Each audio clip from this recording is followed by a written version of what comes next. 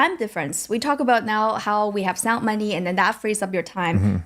Mm-hmm. Time preference is a topic frequently discussed among Bitcoiners, and many would agree that adapting a low time preference has been one of the most transformative principles. Mm-hmm. I would agree with that personally. Mm-hmm. So let's talk about time. I'm a fan of time. I think about time perhaps too much. So I would love to hear your thoughts on this topic. And Bitcoin's protocol is intrinsically linked to time. Mm-hmm. We have the block time and we have the timestamps, blocks, and the mining schedules. Mm-hmm. It all creates this, and it seemed to be a more linear and structured approach. Like philosophically, how do you perceive the concept of time? And to borrow your very own question of what is money, here I'm asking you, what is time? Oh, yeah. Thank you for that. Very hard question. Yeah, I mean, first of all, it's just a mystery, I think is probably the only honest answer anyone can give you. I grew up, initially, I read a lot growing up, but the first thing I was really into was astrophysics. And this is what really got me into reading at first, because just as a kid, we spent a lot of time outdoors. I would see the starry sky and I was like, wow, what the hell is that? I just wanted to know, I just wanted to know, basically. So I started reading, I guess the first book I really read was when I was like 10 or 11, the book Hatchet, about a boy, he's in a plane crash and he's lost in the woods and he has to survive. It was like a summer reading book for school. And maybe not the first, this is like the first full book that I read on my own. And so after reading that, I was like, first of all, it was like hard, you're trying to make yourself learn to read, and I was sort of resistant to it. But then after I got in it and got to the end of the book and it was really good and I really enjoyed it, I was like, oh wow, I can do this. And so, well, first thing I want to know about were the stars. So I started reading a lot about astrophysics. So anyways, the framework there is that it's the Einsteinian vision, right, of relativity, that the fabric of reality is made of space and time, space-time, as he calls it. It's one thing. And the curvature of this fabric is gravity. And gravity actually it dilates space and time. So, if you're traveling at high speed, that your clock actually runs, I hope I'm saying this the correct way, I think your clock runs slightly faster than someone sitting relatively stationary. So if someone's sitting on the earth and then, it has to go extremely high speed, like almost approaching the speed of light, but you'll see time dilation occur.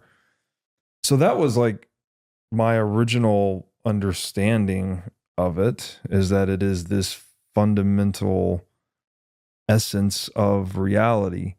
But more recently, I've been very influenced by Mises, who I was introduced to by Bitcoin, basically.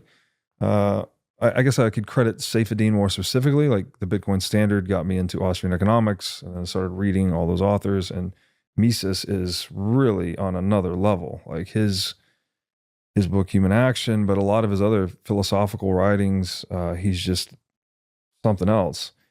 And his axiomatic view of the world is that it's almost like the only true thing we can put into words is that man must act, which means that basically, when you break it down, man must purposefully choose means appropriate to the pursuit of valued ends.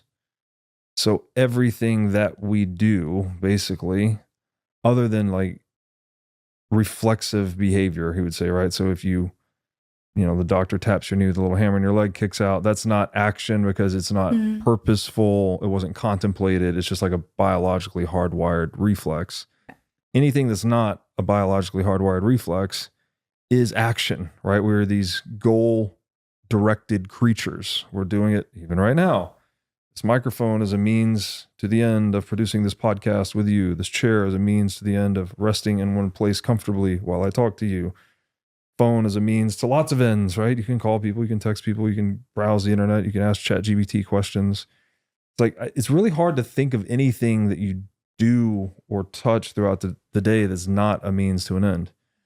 And so this perspective on it gives me a whole new spin. And I don't, I've also been very intrigued by the idea of metaphor.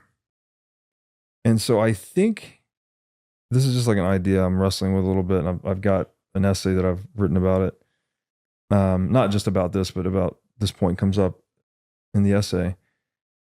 It seems to me like if I'm looking at the world through the lens of human action, the only thing we can say is that all action occurs here and now, right? There is no future action. Like we can have the idea of future action, but it's not here and now. Its action is this pre-intellectual cutting edge of reality. It's happening all the time.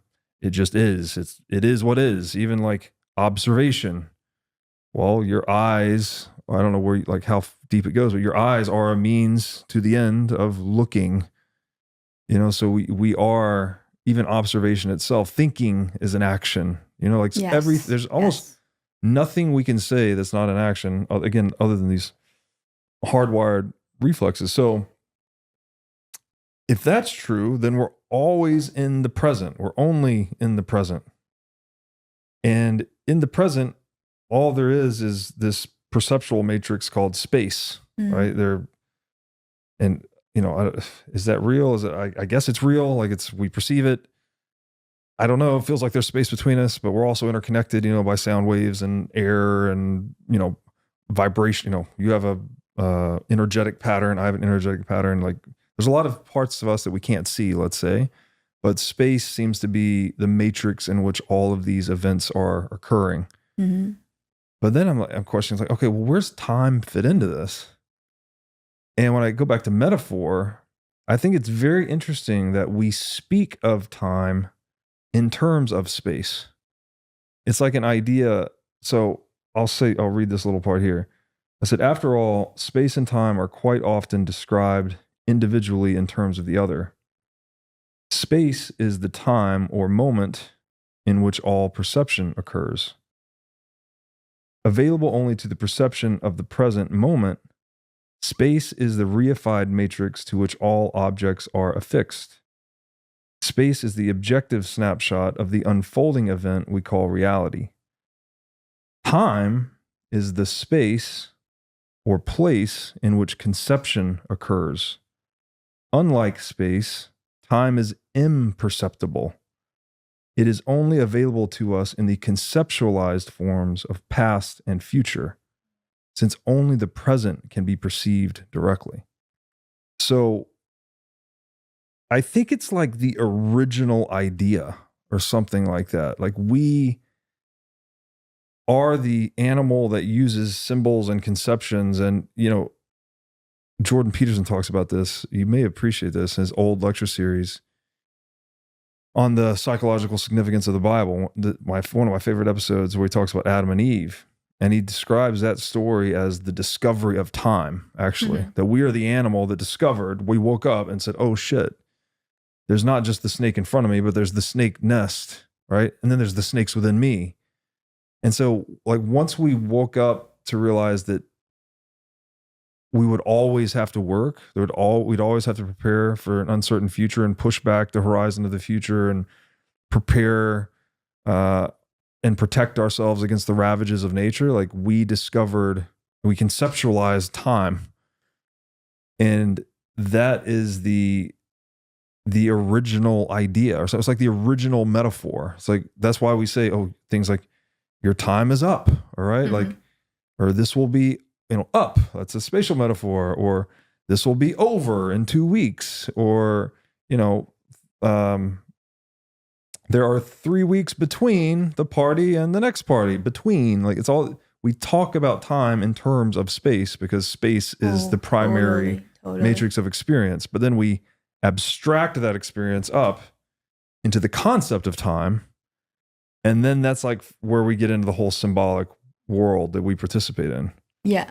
And so, and then you get to the Bitcoin thing. It's like, oh, well, Bitcoin is somehow this perfect representation of time, like the most purely conceptualized version of it, right? That there's a great essay from like 2019. I think it's Proof of Work is a Decentralized Clock that describes this really well, but it's basically, it's a timekeeping process, right? The block time is its own independent version of time in a way. And so, yeah, I don't know. It gets very strange there because you're also, we've described things like the printing of money as systematic time theft because, well, what are people doing? They're trading their time for money. You go to work, you trade your time, you engage in something you don't necessarily want to do, but you do it, you render favors or you render production to the marketplace. You get these tokens back called money. You then take that money back into the marketplace and you can use it to redeem production services from other people, right? You can buy shoes, you can buy the car, you can buy dinner, whatever it is. So we're trading time through money. Obviously, this is deep in our phrases, right? Time is money. We say it all. And Bitcoin is somehow like this perfect clock, but it's also this perfect money. And it's also this, unstoppable idea if we're going to look at it through the number zero lens. So it's like time is the original idea. It's somehow deeply connected to money. And it's metaphorized in terms of space. And, I don't know, it gets very mysterious for me there, but maybe that's why Bitcoin is so fundamental, that it's like the highest resolution depiction of the idea of time we have ever created. Something like that, kind of embedded in a very base layer, very fundamental layer of reality. Yes. And I love how you make the distinction of how how time can be a concept, time can be a construct even, and then how we have it's now. Yes. And then past, it's the time because I think about this a lot, and how I think about it is that our life is just a series of now. Yes. There's no past, there's no future. Right. There's only now, where you make gazillion of big or small decisions, and that's it. And I've approached time in a way, like I still refer to past, present, and future, but how I've trained myself to live in a way that I want to be someone who lives the past, present, and future at the same time. And how does one do that is being present is fairly straightforward. You're engaged, you're in the moment, you're not distracted, you're very focused. But living from a past perspective is every passing moment I deep down, subconsciously, I remind myself who I was 5 years ago, who I was 10 years ago, and how the me right now is the future her. That I am the future of her, of that past person.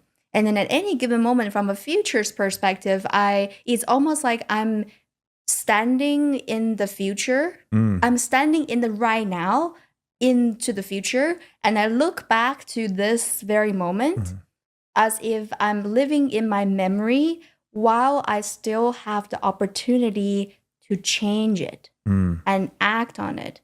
So that the point in the future, when I look back on this, the future me, which is the future present me, will appreciate this me. So I try to live off my own past self spirit, and I try to make it as easy and as pleasant, as positive as possible for the future me, while knowing that I have is just now. So that's like my approach to, that's beautiful. There's so many things. One of the things that jumped to mind at the end there was that Simpsons episode where Homer is like, I think he drinks a jar of mayonnaise and vodka, and Marge is like, honey, why are you doing that? And he's like, oh, that's a problem for future Homer. It's like, when I say it's the original idea, it's like, well, when you strip out that idea, you get dumb Homer, right? It's like literally the guy that has no conception of time. He's just, we would say he's basically being an animal, right? He's not thinking. He's not taking care of himself, right? But the more, again, back to time preference, like the broader you can consider your actions in the span of time, both historically and what you're trying to do in the future, right? If you're historically in the sense that you've studied the lessons of history, you've learned through the lives of others, the accounts of others, and you've incorporated that into your present action. And then the future, that you can do things that don't create immediate results, right? You can invest for the future. The longer you can invest, actually, the higher the returns tend to be, right? You build a company that lasts 100 years or 500 years, well, that thing is going to yield you a lot more economic value than something that lasts 5 years. And so it's very essential to being human, and that how adequately we grapple with and use the concept of time is almost what makes us human in a way. Thanks for watching. If you enjoyed this episode, click here to find more just like it, and here to find our most recent episode. Also, make sure to like this video to help shine light on the corruption of money, and be sure to subscribe to this channel to stay connected.